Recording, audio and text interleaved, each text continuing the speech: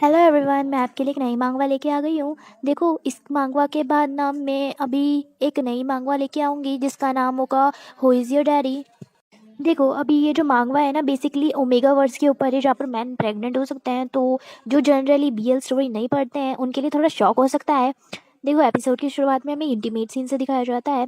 यहाँ पर जो सारे कपड़े रहते हैं ना, ये उधर उधर फेंके पड़े रहते हैं। यहाँ पर इनका जो इंटीमेट सीन रहता है वो बहुत ज़्यादा लॉन्ग चलता है। तभी यहाँ पर जो ना बॉटम वाला रहता है वो कहता है कि मुझे फ़ील कर दो। तभी यहाँ पर जो टॉप वाला रहता है वो उसके कान पे काट लेता है और कहता है कि अगर मैंने तुम्हें मार्क कर दिया है इसका मतलब अब तुम मेरे हुए, तुम किसी के पास नहीं जा सकते। तभी ये सीन कट हो जाता है और हम कुछ साल बाद का सीन देखते हैं जहाँ पर बहुत सारी सिक्योरिटीज़ फ़ैन को है ना कर रही थी कि अंदर अंदर रहो सारे फैंस। तभी यहाँ पर है ना हमें एक असिस्टेंट दिखाई जाती है जो बोल रही होती है कि आपका ये शेड्यूल है आज का, आपको है ना एक फ़िल्म का आया है तो आपको फ़िल्म बनानी पड़ेगी, आप पॉपुलर हो सकते हैं। तभी वहाँ पर जो एक्टर बैठा होता है वो कहता है कि ठीक है मुझे पकाओ मत और बंद करो अपना ये भाषण। तभी यहाँ जो असिस्टेंट रहती है वो सोचने लग जाती है कि ये मेरा पहली बार नहीं है कि मैं किसी एक्टर के लिए काम कर रही हूँ। पर यहाँ पर जो ये मिस्टर मिलर है मेरे सामने जो एक्टर बैठा हुआ है ये बहुत ज़्यादा रूड है, इसके साथ कोई असिस्टेंट नहीं बनना चाहता है पर मैं बनी हूँ पैसे के खातिर। यहाँ पर वो ये भी बताती है कि इनको अवार्ड भी मिल चुका है क्योंकि ये सबसे ज़्यादा ब्यूटीफुल है और सबसे ज़्यादा हैंडसम है, तो ये वर्ल्ड फेमस हैं। यहाँ पर वो बताने लग जाती है इनके बारे में कि इनने बचपन से एक्टिंग चालू कर दी थी। इनका सबसे फर्स्ट क्रश है ना, मतलब यहाँ पर पूरे फैंस को दिल जीत लिया था जब पहली बार इन्हें एक्टिंग की थी और इनको बहुत सारे अवार्ड्स मिल चुके हैं। पर तभी यहाँ पर वो कहती है कि वैसे अगर इनके फैंस को इनकी पर्सनैलिटी का पता चला तो मैं ज़रूर कह सकती हूँ कि ये बैंकरप्ट हो जाएंगे। तभी यहाँ पर जो ड्राइवर रहता है वो कहता है कि ठीक है मैम, यहाँ पर अब मैं आपको छोड़ देता हूँ क्योंकि अभी टाइम आ चुका है। तभी यहाँ पर जो मिस्टर मिलर रहता है ना वो बाहर चला जाता है। यहाँ पर जो सारे फैंस रहते हैं उसके ऊपर क्रेजी हो जाते हैं, बॉडीगार्ड्स को भी उनको संभालना बहुत मुश्किल हो जाता है और सब उस पर हावी होने लग जाते हैं उसको टच करने के लिए। यहीं पर ये न्यूज़ भी आई रहती है जहाँ पर वो बोल रहे होते हैं कि मिस्टर मिलर पे सारे फैंस ने हमला कर दिया है क्योंकि वो बहुत ज़्यादा फेमस है। यहीं पर एक पार्ट टाइम जॉबर है ना एक इंसान को बता रहा रहता है कि पता नहीं ये मिस्टर चेसर के ऊपर सब इतने सेलिब्रिटी के ऊपर सब इतने ध्यान क्यों दे रहे रहते हैं, क्योंकि ये इतने फेमस क्यों है, यहाँ पर उसकी बुराई कर रहा रहता है। तभी यहाँ पर जो सामने वाला इंसान है वो बोलता है कि वैसे मैं सादा सेलिब्रिटी को तो नहीं जानता पर मैं ये कह सकता हूँ कि वो इतने बुरे भी नहीं हो सकते। तो वो जो पार्ट टाइम रहता है ना वो उसको देख के ब्लश करने लग जाता है और कहते हैं कि कितना हैंडसम गाय है। यहाँ पर पीछे वाले जो इंसान रहते हैं वो बोलते हैं कि तुम कब इसका ज़्यादा मतलब कब इसके सामान पैक करोगे क्योंकि मेरे को भी अपना सामान पैक करवाना है। पर यहाँ पर जो वो इंसान रहता है वो तो उसको देख के शॉक ही हो चुका रहता है क्योंकि वो बहुत ज़्यादा ब्यूटीफुल रहता है। तभी यहाँ उसके सामने जो कस्टमर रहती है वो उसके कहता है कि मैं श्योर हूँ कि एक अल्फ़ा हो सकता है क्योंकि उसके पास ऐसी ब्यूटी है। पर यहाँ पर वो बोलने लग जाता है इसके अंदर तो वो फिनोमिन ही नहीं है, मतलब वो सेंट ही नहीं है जो अल्फ़ा में रहती है, यानी कि ये बीटा हो सकता है। यहाँ पर आते जाते लोग भी यही कह रहे होते हैं कि कितना हैंडसम गाय है। तभी यहाँ पर जो हमारा जॉश होता है वो कहता है कि उसको इतना टाइम क्यों लग गया ये सारे पैसे गिनने में, अगली बार मैं वहाँ जाऊँगा ही नहीं। यहाँ पर मुझे बहुत लेट हो चुका है, पता नहीं मेरा बेटा क्या कर रहा होगा। और इससे बड़ी बात, जो मेरे बेटे का जो पापा है वो एक एक्टर है जिसको मैं आज तक नहीं मिल पाया और मैंने अपने बच्चे को भी इससे हाइड करके रखा है। तभी यहाँ पर वो जो डोर पे नॉक करता है, यहाँ पर एक क्यूटी सा लड़का है ना बाहर आता है जो उसका बेटा रहता है। वो उसको मम्मी कहता है कि आप आ गए। यहाँ पर वो बोलता है कि ठीक है अब मैं आ गया हूँ तो अब मुझे खाना बनाने की ज़रूरत है। तभी ये अंदर जाता है और अपनी पड़ोसी को थैंक करता है कि वैसे तुम्हारी एग्ज़ाम चल रही थी और तुम मेरे बेटे का ध्यान रख रहे थे तो तुम्हारे लिए बहुत शुक्रिया। जहाँ वो बोलते हैं कि वैसे मुझे पता है कि तुम सिंगल डैड हो, मैं इतना कर ही सकता हूँ तुम्हारे लिए। तभी वो ये कह के यहाँ से चला जाता है। यहाँ पर जो हमारा जॉश रहता है वो अपने बेटे को कहता है कि ठीक है आज हम बीन की सब्जी बनाएंगे। जहाँ पर उसका बेटा कहता है कि मुझे बीन नहीं पसंद, मैं उसको खाना नहीं चाहता। जहाँ पर वो कहता है कि बीन्स और पोटैटोज फ्रेंड्स होते हैं, अगर वो तुम्हारे पेट में रहेंगे तो वो बहुत ज़्यादा फ्रेंडशिप करेंगे और हैप्पी रहेंगे। यहाँ पर वो मुंह फुला लेता है और कहता है कि मुझे तब भी नहीं खाना। यहाँ पर हमारा जो जॉश रहता है वो उसकी आंखें देखता है और उसकी आंखों को देख के उसको एक्टर याद आता है चेस मिलर। यहाँ पर वो देखता है कि इसका चेहरा बिल्कुल उससे मिलता है। यहाँ पर उसके जो बेटा रहता है वो कहता है कि डैड आप कहाँ खो गए, जहाँ वो कहता है कि नहीं मैं तो यहीं था। तभी वो खाना बनाने के लिए वहाँ से चला जाता है और कहता है कि आज हम अच्छा डिनर करने वाले हैं। यहाँ पर तभी उसका फ़ोन रिंग करता है जो उसको पता नहीं चलता। यहाँ पर वो थक हार के बैठा होता है और कहता है कि वैसे आज मैंने बहुत ज़्यादा हार्ड वर्क किया है। यहाँ पर उसका रूटीन बताया जाता है जहाँ पर वो जो उसका बेटा रहता है पेट उसको खाना देता है और फिर उसको नहलाता है। नहलाने का काम सबसे ज़्यादा मुश्किल होता है और उसके बाद जब वो सोता नहीं है उसको कंधे पे लेकर फिरता है बार बार ताकि वो सो जाए। और दैट्स इट। और आज वो बहुत ज़्यादा मतलब टायर्ड रहता है। तभी यहाँ पर फिर से किसी का कॉल आता है और जब वो कॉल पिक करता है तब उसको पता चलता है ये उसकी बहन का है। यहाँ उसकी बहन बताती है कि उसकी जो माँ है वो हॉस्पिटल में है और ये बहुत ज़्यादा इमरजेंसी है। यहाँ वो बोलता है कि उसकी माँ हॉस्पिटल में क्या कर रही है। यहाँ पर उसकी जो बहन रहती है एमा, वो बताती है कि जो मॉम है ना, उनके पता नहीं क्या ही हो गया है, जहाँ पर वो टेस्ट के लिए बहुत ज़्यादा पैसे मांग रहे हैं और मेरे पास इतने पैसे नहीं है, जिसकी वजह से मैं तुमको कॉल कर रही हूँ। यहाँ पर वो तभी कहता है कि ठीक है, मैं पैसों का इंतज़ाम करता हूँ, तुम बस ठहरो। यहाँ पर तभी इसको जो बेटा रहता है ना, पैट, वो उठ के आ जाता है और कहता है कि पापा माँ क्या कर रहे हो। यहाँ पर वो बहुत नींद में रहता है, जहाँ वो कहता है कि कुछ नहीं बेटा, बस कल हम ग्रैंड माँ के घर जा रहे हैं। तो वो बोलता है अच्छा ग्रैंड माँ के घर जा रहे हैं। यहाँ पर वो अपनी पीठ पर उसे सुलाने लग जाता है और लोरी सुनाता है। यहाँ वो सोचता है कि उसको किसी भी हालत में कुछ पैसों का जुगाड़ करना ही पड़ेगा, वरना उसकी मॉम की हालत ठीक नहीं होने वाली।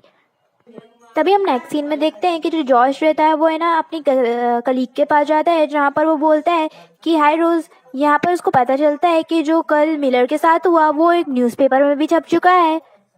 तभी यहाँ पर जो उसकी कलीग रहती है ना रोज़, वो कहती है कि पहले जब मैंने तुम्हें देखा था तो मुझे लगा था तुम अल्फा हो, पर जब तुमने बताया कि तुम एक बीटा हो तब मुझे विश्वास ही नहीं हुआ। तभी यहाँ पर जो जॉर्ज रहता है वो हमें बताता है कि वो कोई अल्फ़ा या फिर कोई बीटा नहीं है, वो एक ओमेगा है। यहाँ पर वो उसको आइडेंटिटी छुपानी इसलिए पड़ रही है क्योंकि यहाँ पर कोई ओमेगा को जॉब ही नहीं देता था, इसलिए उसको अपनी आइडेंटिटी छुपानी पड़ रही है। यहाँ पर ओमेगा को हमेशा वीक माना जाता है। यहाँ पर वो बताता है कि उस रात के बाद मेरे कान पे जो निशान बना है, इसकी वजह से मैं इसको सबसे छुपाता रहता हूँ, कभी वो मिलर जो है एक्टर वो मुझे ढूंढ ना ले। वैसे भी मैं अपनी लाइफ में बहुत ज़्यादा खुश हूँ। तभी यहाँ पे जो रोज़ रहती है वो कहती है कि वैसे तुम्हारा बेटा इस साल कितनी साल का होने वाला है, जहाँ वो बोलता है कि वो 5 ईयर्स का होने वाला है। यहाँ पर वो बोलती है कि वैसे तुम एक सिंगल डैड हो, तुम्हें उसको संभालने में कोई मुसीबत तो नहीं आती। यहाँ वो बोलता है कि हाँ, मुसीबत का सामना तो करना ही पड़ता है, पर मैं क्या कर सकता हूँ। जहाँ वो बोलती कि तुम्हारे कभी सोचा नहीं कि उसके लिए एक नई मॉम ढूंढनी चाहिए। यहाँ पर वो कहते कहते उसके जो बहुत ज़्यादा करीब आ जाती है, जहाँ पर जॉश कहता है कि वैसे तुम ज़्यादा करीब नहीं आ रही हो। यहाँ पर वो उसकी इंटेंशन समझ रहा रहता है। यहाँ वो तभी कहता है कि वैसे मुझे लगता है कि मेरी बेटी की माँ जल्दी लौट आएगी अपनी स्टडीज़ से। तभी यहाँ जो रोज़ रहती है वो तो गुस्सा करने लग जाती है कि ऐसी कौन सी मॉम रहती है जो अपने बेटे को छोड़ के चली जाए। यहाँ पर जो हमारा जॉश रहता है वो झूठ बोल रहा रहता है क्योंकि वो एक ओमेगा है। यहाँ पर वो बता तो नहीं सकता किसी को, इसलिए वो ये सब झूठ बोल रहा रहता है। तभी यहाँ पर मार्क आ जाता है। यह मार्क जॉर्ज को कहता है कि मेरे कैबिन में मिलो तुम। यहाँ पर वो हाँ कहके उसके कैबिन में चला जाता है, जहाँ पर जो मार्क रहता है वो पूछता है कि वैसे तुम्हारा बेटा कैसा है, इस साल वो 5 साल का होने वाला है, तुम्हें नहीं लगता कि तुम्हें उसको मॉम ढूंढनी चाहिए। जहाँ वो बोलता है कि वैसे उसकी मॉम जो है वो स्टडीज़ कंप्लीट करके दोबारा आ जाएगी, तो मुझे ऐसे करने की कोई ज़रूरत नहीं है।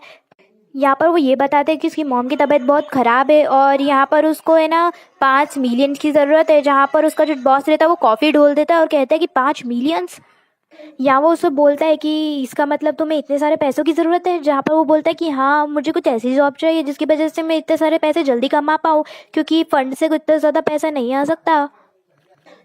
जहाँ वो बताने लग जाता है कि हाँ, एक ऐसी जॉब तो है मेरे नज़र में जहाँ पर तुम्हें अच्छे खासे पैसे मिल सकते हैं। अगर तुमने ज़्यादा देर वहाँ पर पैसे कमाए तो तुम्हारे पैसे डबल भी हो सकते हैं। यहाँ वो बताने लग जाता है कि तुम्हें जहाँ जो जॉब करनी है, यहाँ पर वो चेस मिलर है, एक एक्टर जो सबसे ज़्यादा रूड है। यहाँ पर कोई भी कंपनी उसके साथ कॉपरेट करना नहीं चाहती है, अपनी कंपनी को ही बोला गया है। यहाँ पर जो जॉश रहता है वो शॉक हो जाता है और उसको वो ना वो उस नाइट का सीन याद आता है, जहाँ वो बोलता है कि वो किस मुसीबत में फंस गया। अगर उसने ये जॉब नहीं की तो उसके पास पैसे नहीं रहेंगे उसकी ग्रैंड माँ के लिए। यहाँ वो घर जाके अपना सर ही पटक लेता है और सोचता है कि आखिर वो मेरे बच्चे का फादर है, मैं उससे अपना बच्चा छुपा रहा हूँ और अगली बार मैं उसके सीधा सामने मिलूंगा। तभी हम पास्ट का सीन देखते हैं, जहाँ पर जो मार्क रहता है वो जॉर्ज को बता रहा रहता है कि अगर तुम 3 मंथ भी ये जॉब कर लेते हो तो तुमको पैसे डबल मिलेंगे अपनी कंपनी की तरफ से। यहाँ सीन प्रेजेंट में शिफ्ट होता है, जहाँ पर जो हमारा जॉश रहता है ना, वो मार्क को कॉल करता है और कहता है कि वैसे ये 6 मंथ की बात है तो मुझे सैलरी डबल चाहिए। और वैसे हमारी टीम में कौन कौन है। जहाँ वो बताता है कि एक वो खुद है और बाकी कुछ 6 लोग हैं। जहाँ वो बोलता है कि ठीक है, मैं जॉब के लिए हाँ करता हूँ। या मार्क तो बड़ा खुश हो जाता है और सोचता है कि आखिरकार कोई तो आया। यहाँ में बताया जाता है जो मिलर रहता है वो बचपन से ही एक्टिंग बहुत अच्छी करता था, यहाँ सब उसकी एक्टिंग के घायल थे। यहाँ पर एक हमारा जॉर्ज भी रहता है, जहाँ जॉर्ज उसे सोचता है कि वो एक लड़की है और उसके प्यार में पड़ जाता है, जहाँ उसको लास्ट में पता चलता है कि वो एक लड़का है। यहाँ पर वो बताने लग जाता है।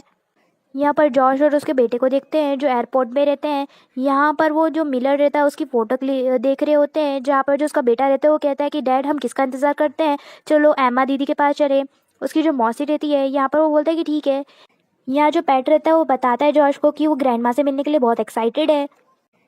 यहाँ जो जॉश रहता है वो मिलर को जो फोटो रहता है उसको ही देखे जा रहा रहता है और अपने कान को टच करता है और कहता है कि उसको कभी पता नहीं चलना चाहिए।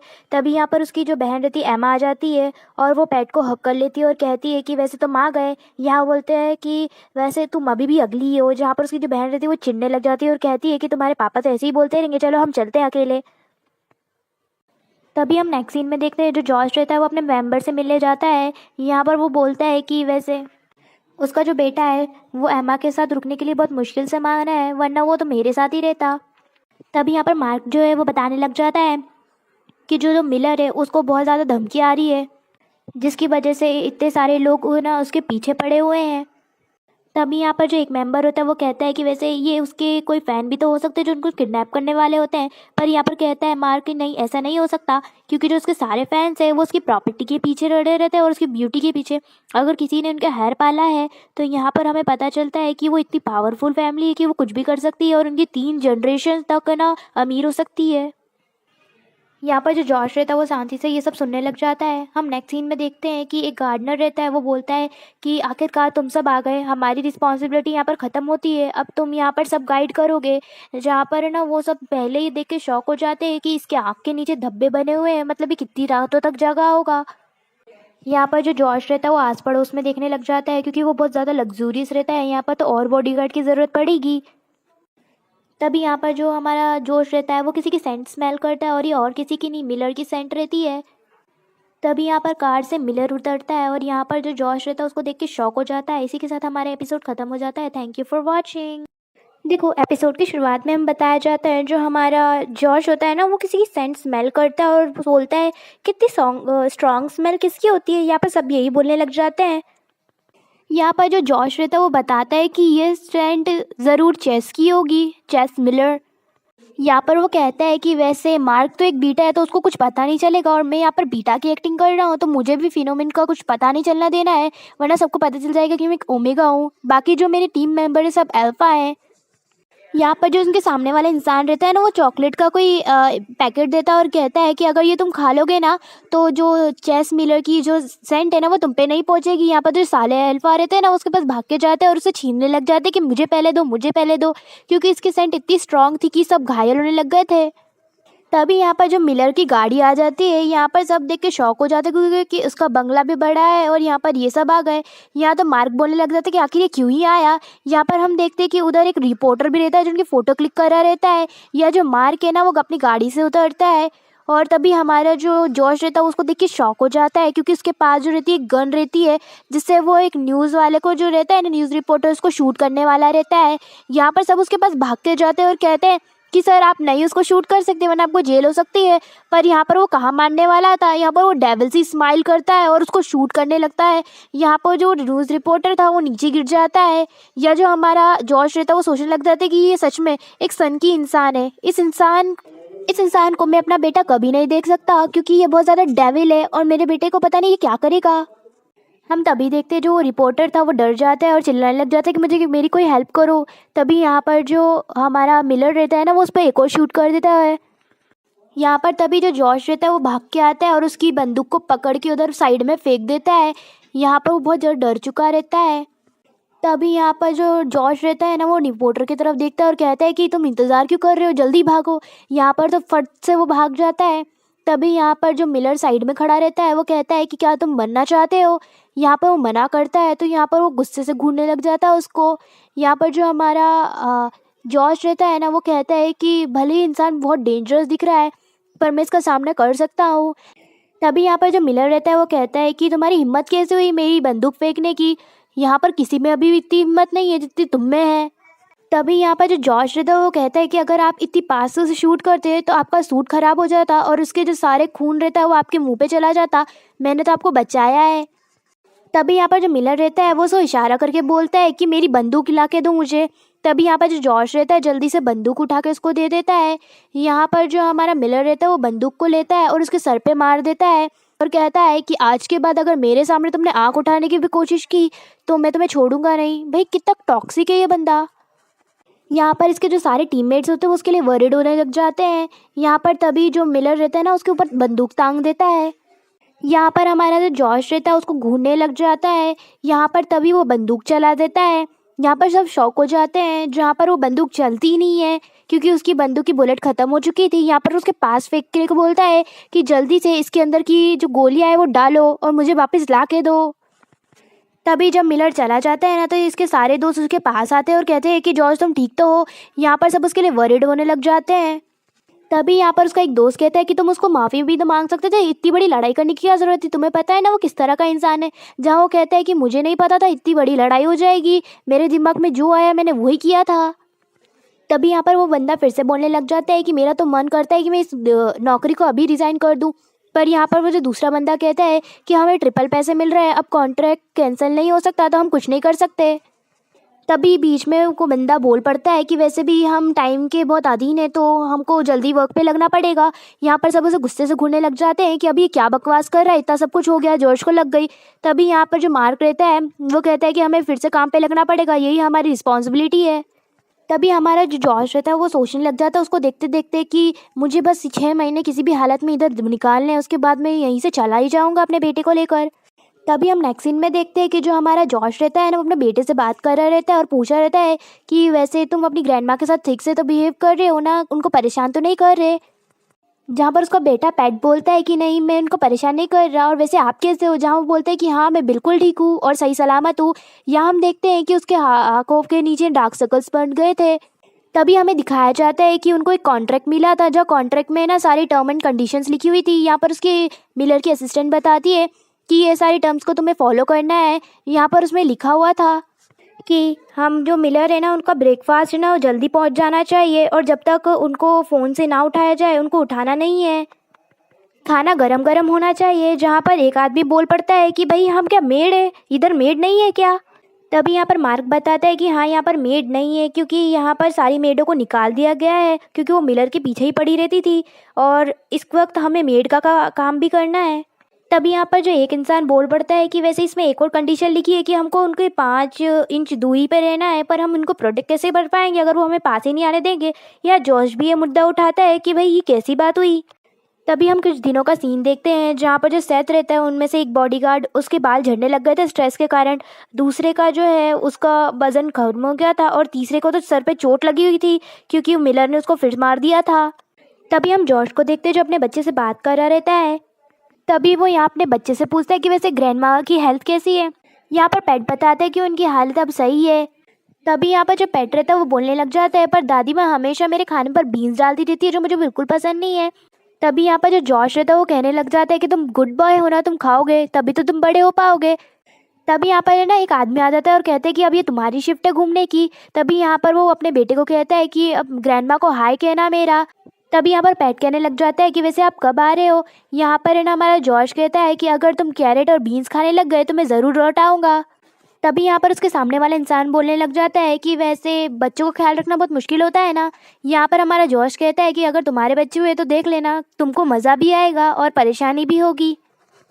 तभी हम देखते हैं कि जो हमारा जॉश रहता है ना, वो पूरे मेंशन का राउंड लगा रहा रहता है और कहता है कि मैंने सारे कॉर्नर्स देख लिए, यहाँ पर कोई भी इंसान नहीं है। तभी यहाँ पर एकदम से वो चौंक जाता है क्योंकि उसके सामने है ना मिलर रहती है। यहाँ पर वो एकदम से कहता है कि क्या मिलर डूब रहे हैं। यहाँ पर वो एकदम ऐसी पोजीशन में रहते हैं जैसे कि वो डूब ही रहे हो। यहाँ पर वो सोचता है कि मुझे उसको बचाना चाहिए।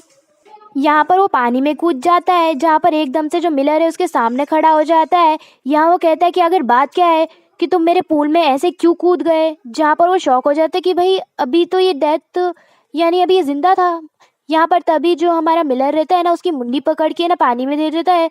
यहाँ हमारा जो जॉश रहता है वो कहता है कि ये कितना स्ट्रांग है, मैं तो छोड़ ही नहीं पा रहा, ऐसा रहा तो मैं पानी में ही दब के मर जाऊंगा।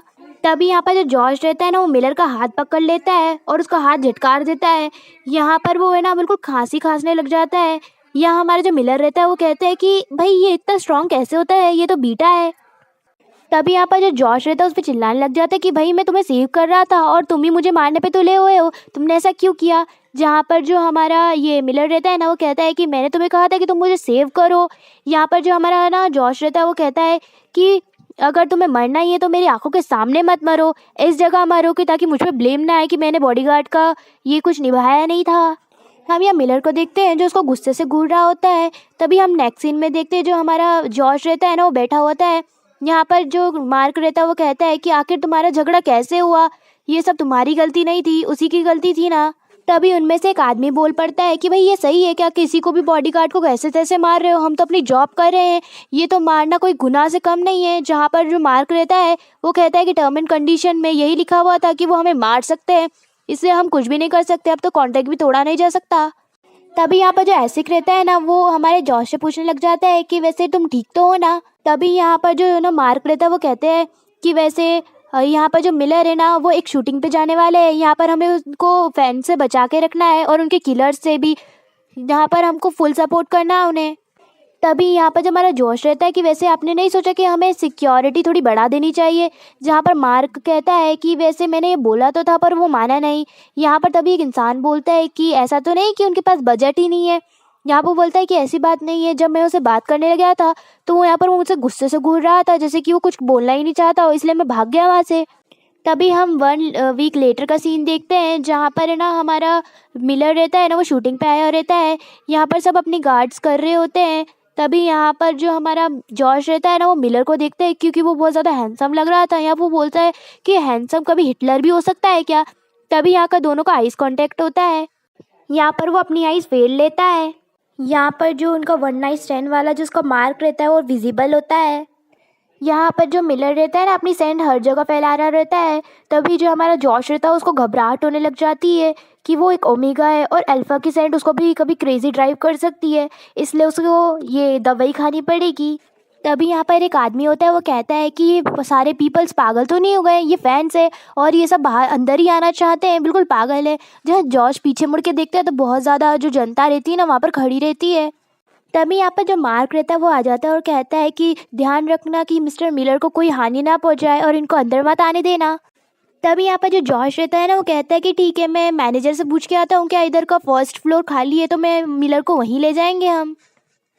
यहाँ पर जो हमारा जॉश होता है ना वो जा ही रहा होता है। तभी यहाँ पर पीछे से आइजैक आ जाता है और जो पूछता है कि वैसे तुम कहाँ जा रहे हो। या जॉर्ज बताता है कि वो है ना मिस्टर मिलर के लिए कोई फ्लोर खाली है वो देखने गया था। यहाँ पर तभी जो आइजैक रहता है ना वो प्यार से हमारे जॉर्ज को घूरने लग जाता है। यहाँ हमें पता चलता है कि उसको उससे प्यार है। यहाँ आइजैक को कोई फ़र्क नहीं पड़ता कि वो एक बीटा है या अल्फा है, वो तो सिर्फ उससे प्यार करता है बेचारा, उसको क्या पता ये तो मिलर के साथ इसका एक बच्चा भी है। यहाँ पर हम ना तभी देखते हैं जो आइजैक रहता है ना वो जॉर्ज के ऊपर से उसका बाल हटा रहा रहता है, जहाँ पर हमारा जॉर्ज रहता है वो एकदम से चौंक जाता है कि ये तुम क्या कर रहे हो। जहाँ वो बताता है कि नहीं तुम्हारी आंखों में बाल आ रहा था इसलिए मैं उसको हटा रहा था, कुछ गलत मत समझना। पर बेचारा क्या करेगा।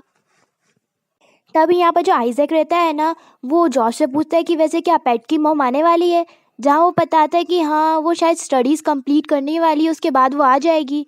और वैसे तुम्हें भी पता है कि पेट का ध्यान रखना इतना मुश्किल नहीं है, इसलिए वो अभी ग्रैंड माँ के यहाँ रह रहा है। जहाँ पर जो हमारा आइजैक रहता है वो कहता है कि अच्छा ऐसी बात है क्या, वैसे मैं कुछ हेल्प कर सकता हूँ तुम्हारी। पर एकदम से मार्क इनको कनेक्ट करता है और कहता है कि यहाँ पर जो सारे फैंस हैं वो तोड़ के अंदर आ गए हैं, हमें मिलर को बचाना पड़ेगा। तो यहाँ पर जो मार्क और जॉर्ज रहता है ना वो सब वहाँ से चले जाते हैं। तभी हम मिलर को देखते हैं जो कह रहा होता है क्या तुम मुझे कह रहे हो कि मैं यहाँ से नहीं निकल पाऊँगा मेरे फैंस के कारण। यहाँ पर वो कहते हैं कि हाँ हमने सब जगह ट्राई किया पर यहाँ पर कुछ भी खाली नहीं है, इसलिए हमको दूसरे वाले रूम में जाना पड़ेगा। यहाँ पर जो हमारा मिलर रहता है ना उनको चिल्लाने लग जाता है कि तुम किस तरह के बॉडीगार्ड हो। तभी यहाँ पर जो मार्क रहता है ना वो हमारे जॉर्ज को घूरने लग जाता है। यहाँ पर फिर से जो हमारा जॉर्ज रहता है वो आके फेर लेता है और कहता है कि ये बार बार मुझे घूरे क्यों जा रहा है, क्या मेरे मुंह पे कुछ रख रखा है। यहाँ पर हम देखते कि वो बार बार उसे ही घूरा रहता है। तभी यहाँ पर एक बॉडीगार्ड आके बताता है कि मार्क सारे जो फैंस हैं मिलर के वो सब अंदर आ चुके हैं, हमें जल्दी से यहाँ से निकलना पड़ेगा। यहाँ जो हमारा मिलर रहता है वो गुस्सा करने लग जाता है कि भाई तुम कैसे बॉडीगार्ड हो, किसी भी हालत मुझे यहाँ से निकालो। और इसी के साथ हमारी ये एपिसोड की एंडिंग हो जाती है। Thank you for watching.